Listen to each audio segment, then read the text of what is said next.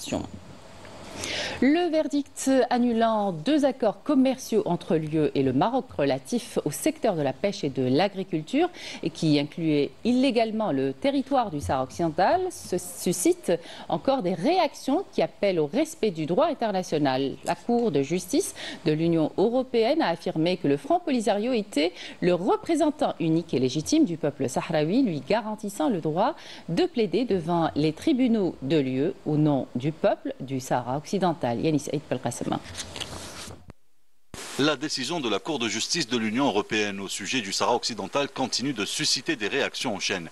Ce jugement, qui représente un coup dur pour le Maroc et ses alliés, accentue les dissensions au sein de l'Union européenne.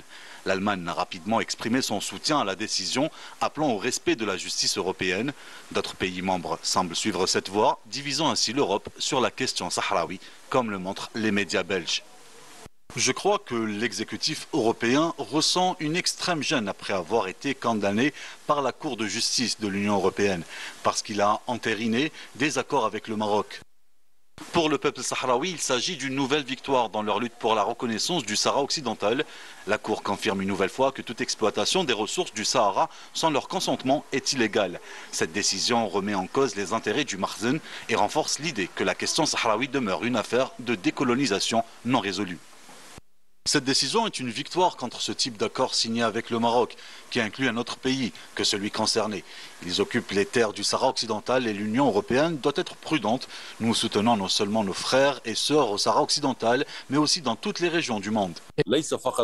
Nous croyons que le droit à l'autodétermination est un droit des peuples et c'est à partir de ce principe fondamental que repose notre position de soutien à toutes les causes de libération nationale.